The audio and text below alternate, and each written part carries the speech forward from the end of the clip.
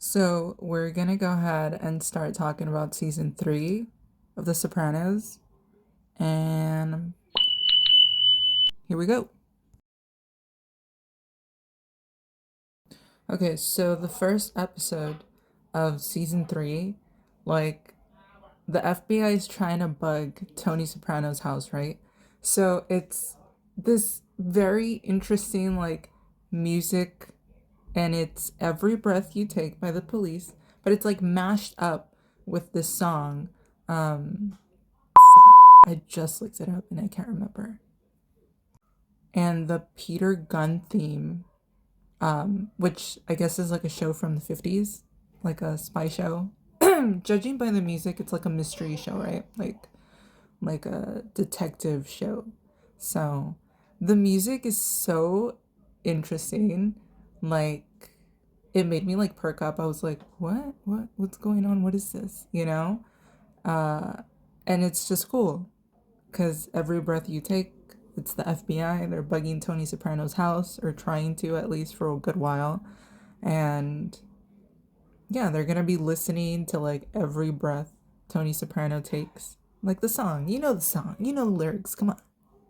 Can't think of them right now, but you know what I mean. Um, yeah.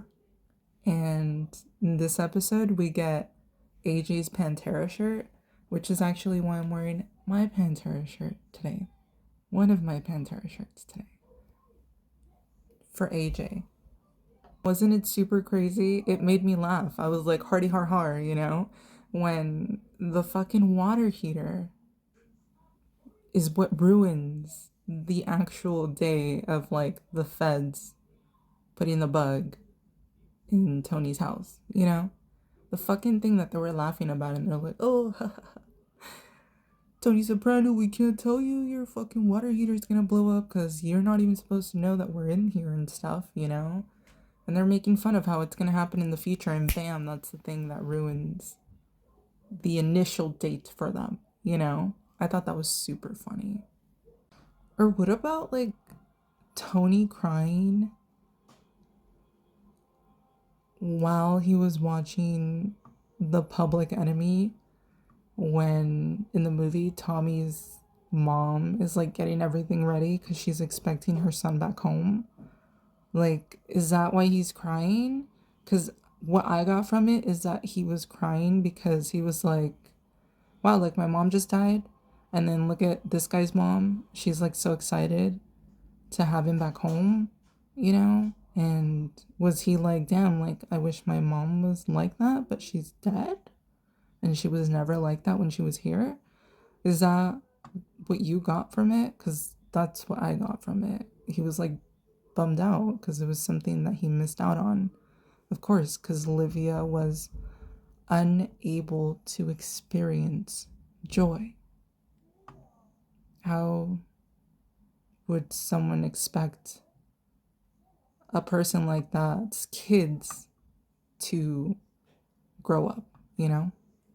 And Patsy pissing in Tony's pool, after coming on his property and being super drunk, and he has like a gun, and he's depressed because he knows Tony had something to do with his twin brother dying. So, which, they mentioned in the show, right? Where there's this thing with twins, like twin connections. But there's this thing with like twin connections, which I've always heard too. I don't know much about it. Not a twin myself. I don't think I've really ever hung around a pair of twins to ask the questions. But it's a thing, right? So, I mean, the whole thing's crazy when he pisses in Tony's pool, and then later on, Tony confronts him, and he's like, at the end of it, once they squash it, right, according to Tony, then Tony's like, hey, you should bring your son. Isn't he around AJ's age? They can hang out, be friends, they can swim in the pool. And like, Patsy's just sitting there, like looking at Tony, because he fucking knows he pissed in his pool, bro, right? Like, come on. It's funny. It's funny. It's a thing.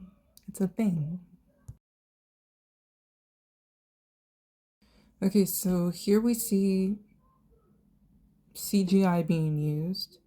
This was because the actress that played Livia, Nancy Marchand, passed away before season 3 began filming. Which was, it it was kind of weird. Like early stages of CGI, what is this? Like early 2000s? It's, very obvious. But yeah, that was just something to mention. Yeah. And then here's where we meet Noah, and he's not cool. First of all, let's just say he's not cool, okay? Yeah, like he's in Tony's house, he's not wearing fucking shoes. It's weird. So, I think Tony associated all that bad stuff with also his race, which is where the whole thing gets screwed up, right? But yeah, I mean, come on. No sandals, but like he takes them off to be in the house. Like it's kind of, for me personally, the person making this video, yeah, no, I don't like that. Janice comes back after Tony pays for her plane ticket. And yeah, man, like she didn't want to go at first because she's like, oh, I shouldn't even be there because of the whole thing with Richie. But then she becomes like Janice again. She's like, Tony, we need to give my mom a funeral. I know she didn't want it, but it's gonna make us look like bad kids, like bad children. And I was like, who cares, man? Like, wait, like, come on, man. What's going on here? You know? But yeah, I mean, Artie, Artie losing it at the end of this episode. And he's like, Tony, why am I out here? He's like, I knew Livia too, I should be in there. And it's true, but I mean, at the same time, that's his job, right? Isn't that his job? The catering and everything. So, I mean, I know where he's coming from, but I mean, I don't know. For me, it was weird. But I guess that's how humans are, right? Just fucking weird. It's like weird emotions. We see that happen with Tony all the time. But anyway, yeah, and Christopher going off track because he was like super, super high. That was funny. Carmela spilling the beans and being like, hey man, after taking like 2 shots, right? 3 shots. She was like, hey man, Livia was a bitch, straight up. And she's dead, and we're still somehow having drama about her. So I thought that was funny. You don't see Carmela like that, obviously, because she's drunk, but still, it was a nice treat. So Christopher gets his button. He's a made guy. And, if you watch Goodfellas and you know what's going to happen when they tell Tommy that he's going to get, bumped up. So that's what Adriana was thinking. And then he was thinking the same thing once he was in the car with Polly and they were driving to his little blood oath, I guess, right? But that was funny. The whole Raven thing, the Raven showing up at the window. Nevermore, bro? Like, what does that mean? You know? So I guess he thinks it's just a bad omen and it's like bad luck. But, because what do ravens signify? Like, don't they signify nevermore? But, yeah. And then we get Janice being Janice again. And she steals Svetlana's prosthetic leg, which is like, bro, how. And I know she says it in the future, so she is aware of how, like, screwed up that is. She steals this Russian. First of all, Svetlana doesn't look like she plays around, right? She hops around on one leg, smoking a cigarette, talks with like her cigarette in there sometimes, and is just like this. I wouldn't mess with someone like that. You know that they've seen some stuff. And with her accent, I wouldn't. I'd be like, you know what? Keep the records. I don't need this, you know? But yeah, as we see later on, she knows. She knows that she has people to back her up. Because later on when she runs, I know we're skipping ahead a little bit, but when she runs into those Russian thugs, or when they run into her, I guess, she says, like, you know who my brother is? Right? Come on. She's like willing to put Tony on these guys. And then we see AJ fainting in this episode, like his dad, right? So he faints after he was promoted, or he faints after he was given the title of like defensive captain in his football team, and he faints. So then in that same episode we see the first time that Tony fainted in his youth when he was what, maybe 11. And it happened on this day full of very like intense interactions that he witnessed. You know, he sees his dad slap around Mr. Satriali, and him and Junior are slapping him around because he doesn't have their money. I guess he's like a gambler. We find out later that this dude's a gambler and he lost a lot of money to Tony's dad. Or he actually isn't paying him, right? I'm sorry, he's not paying him, or he doesn't have the full amount of money that he's supposed to have for him all the time. So then Tony's dad chops off this guy's pinky, and Tony sees that. And then later on, he has to call his dad in for dinner, and he kind of has, you know, he's looking at his dad differently, of course. Which he already knew, right? Because a couple seasons back, or if it wasn't in season 2, it was in season 1, obviously. Tony had looked at his dad differently ever since he followed his dad and Janice to the carnival or whatever the hell they were going to, this amusement park, right?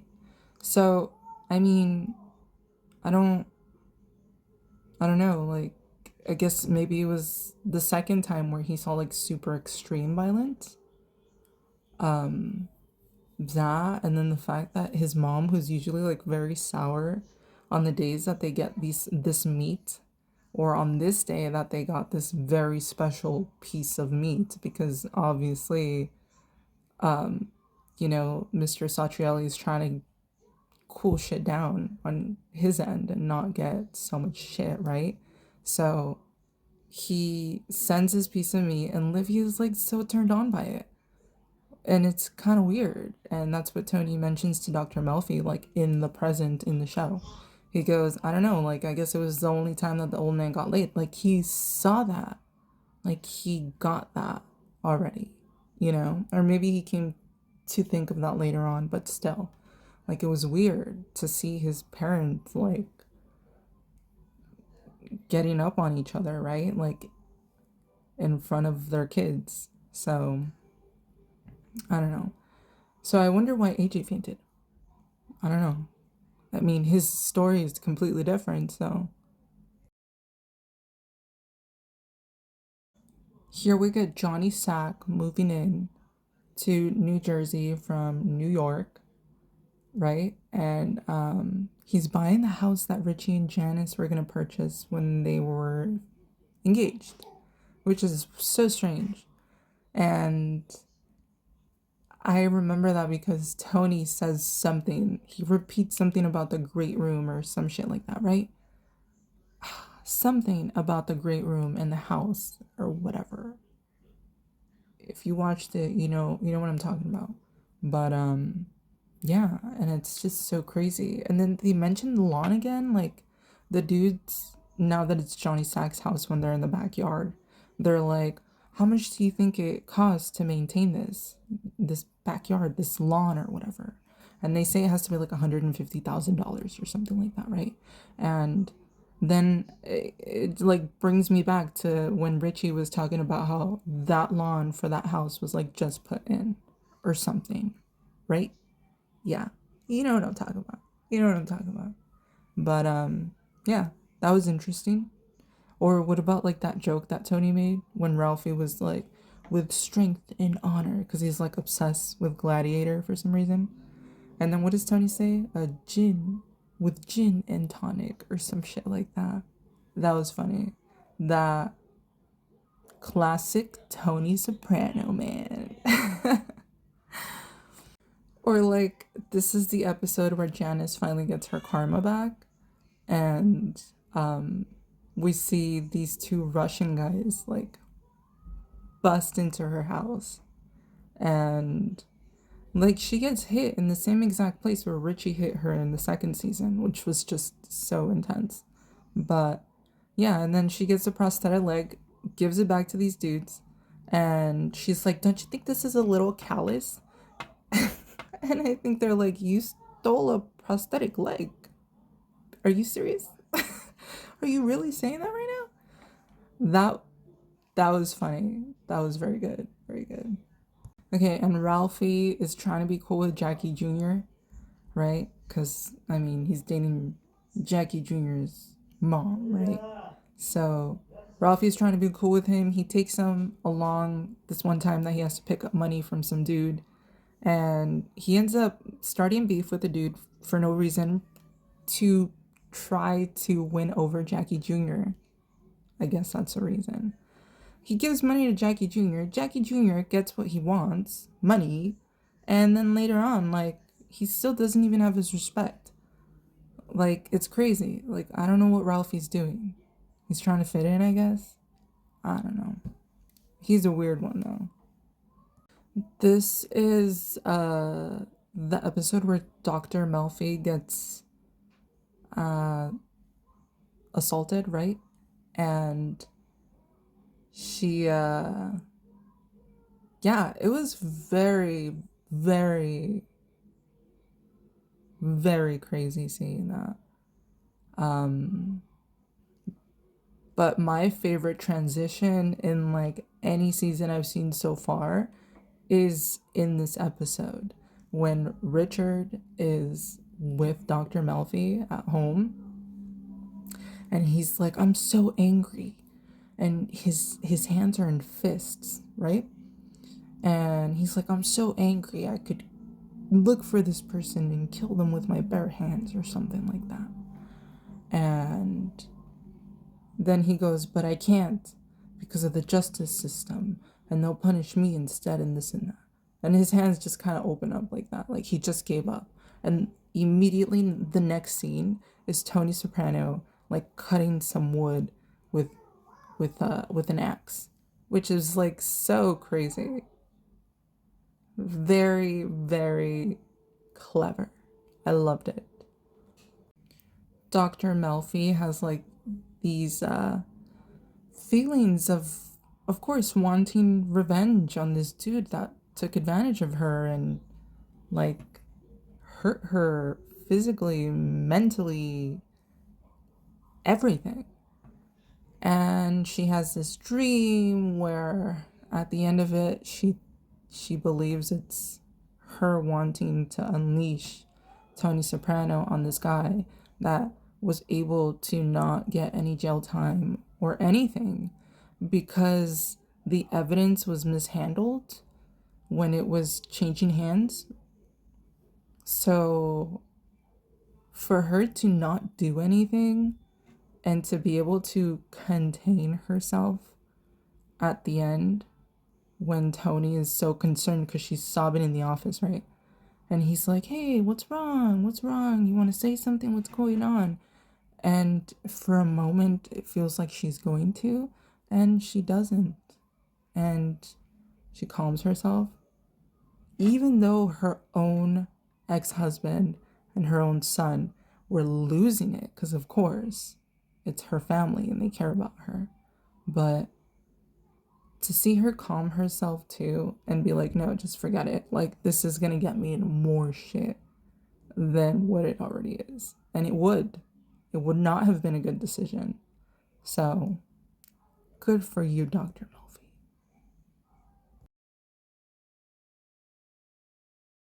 So, we we start off, I believe, at a funeral.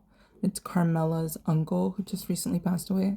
And of course, we just saw Livia who had passed away. So this is a second funeral here already.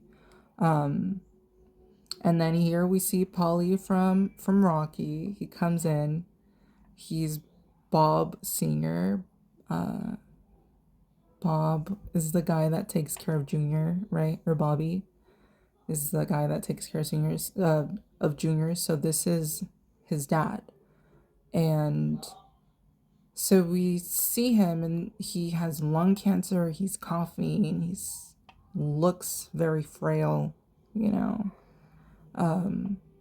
And they're also at the same time trying to put a hit on this guy that almost killed Vito's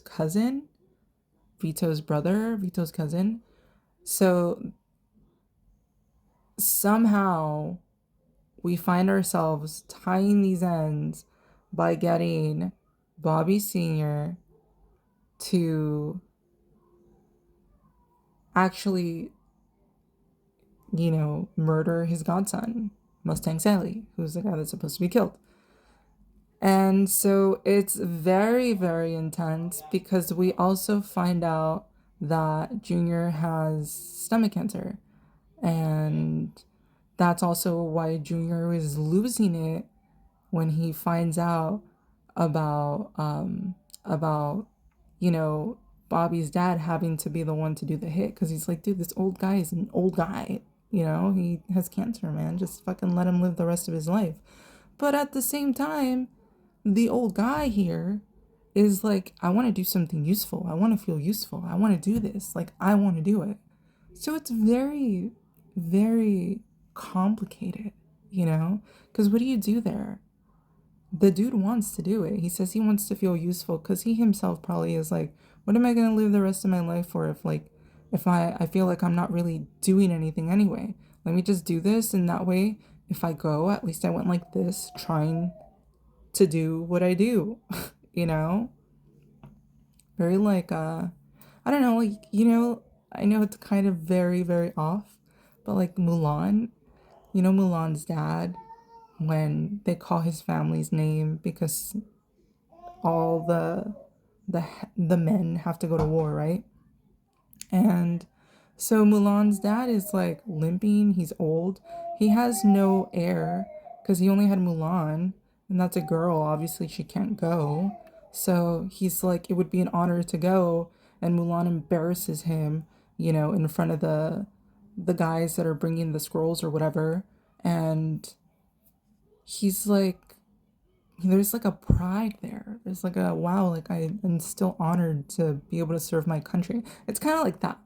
And then we have Officer Leon Wilmore, who's the guy who's the officer that pulls Tony over. And just, I guess it keeps reminding Tony of what he told Noah about how he was basically like, you can't date my daughter because you're black. So I think that's eating at him because he knows he doesn't feel like that, or else he wouldn't have been doing business with black people, right? I mean, it's just he knows it's not about the race. He knows that shitty people are shitty people in any race, which is why I think it's eating at him, and he feels guilty because obviously this Noah guy isn't a bad guy either, right? And he can tell. So I think it's eating at him because he's also like, wow, this is a police officer. And I know he doesn't say anything really, but the fact that he keeps trying to make it up to him that he had him lose his job, basically, how he keeps going back and forth, it's weird. It's like weird. That's a very another complicated thing because I don't know how else to explain it. I don't know. Like he could have just let it go and he didn't. It kept eating at him. Maybe because the guy also didn't respect his power or his status and just treated him as like a regular person. Who knows what it was? I don't know. And Artie believes he's in love with Adriana. I mean, Adriana, she's perfect. Adriana is beautiful and she's fun and she's just like herself. Like, I just, she dresses well, she takes care of herself, she loves Christopher, who's the guy that she's with. Like, she's the FBI officers in or in the first episode, the one guy that kept like watching her, you know, like Adriana is the coolest. I love Adriana. And coming back to that first episode, what the hell was up with that tennis coach? Like, you got those vibes, I got those vibes too. I was like, what the hell's going on, bro? She's a little too like, oh, Aid, oh yeah, Aid, this looks so good on you, oh my god. But it was with like a weird sexual undertone, you know what I mean? That's what I got from it. I was like, what the heck is this, man? Noah, it's like a nice guy, and he tells Meadow that they should be patient with this Caitlin girl who's Meadow's roommate. And this girl's like pulling her hair out. She's from what, like Nebraska, right? So then Noah mentions like she's not used to seeing all this stuff in the city, like these homeless people and all that, which is, yeah, of course, something that Caitlin gets upset about. And she can't be by herself, so she goes up to hang out with Noah. That way she's not alone. He ends up having to spend time consoling her, and he doesn't study or do the paper that he's supposed to do or whatever. He gets a C minus or a fucking C minus or a C fucking minus. And he talks to his dad about it. His dad is like super anal about it. And they end up getting a restraining order on Caitlin. And then Meadow's like, wait, but I thought we were all friends. Shouldn't you talk to her about it first? And then he goes, well, what's the use? And I'm like, bro, aren't you the one that was like, we should be more patient with her? You know, like it's. And Meadow had mentioned that to Carmela. She was like, I don't know. Sometimes he's sweet, but then the next he's like cold. Yeah. And then he breaks up with Meadow. Dude, come on. Come on. He just wasn't a likable guy. Was Meadow just with him to get her dad mad? Or did she really like him? Because he wasn't that great, to be honest. And Ralphie he's like losing it in this episode. Well, he loses it. He ends up killing this Tracy girl that is like his goombah, right? Is it even called a goombah? Yeah, because that was like his other exclusive girl, right? 20 years old. She already had a son. She has problems of her own because she was burning her son with cigarettes. So she was trying to like get in with Tony Soprano or something. Who knows what was going on there? It was just a train wreck, the whole thing. And Ralphie, the temper that he has, and like he has things to be mad about. He can't bond with Jackie Jr. Jackie Jr., who is his like main woman's like son, doesn't respect him, doesn't acknowledge him. You know, he's mad because he had said also that he had to like drop out of school, even though he was going to be an architect. He should have been, or he should have been an architect. And he just got passed up for this promotion because of beating up that dude to show off to Jackie Jr. So yeah, and unfortunately, he uh kind of takes all that out on this Tracy girl too, which sucks. And then Tony feels bad about it, and at the end of the episode, he's like crying about it while he's in the office with Dr. Melfi and Carmela. Because, I mean, yeah, he realizes that this girl was just a girl too. And he's probably also like, damn, maybe I could have helped her. I don't know. But I just like kept turning her away. So that was season 3, episodes 1 through 6. And I'll be back next time for the other half of the season, like I do. Because that's what I do now.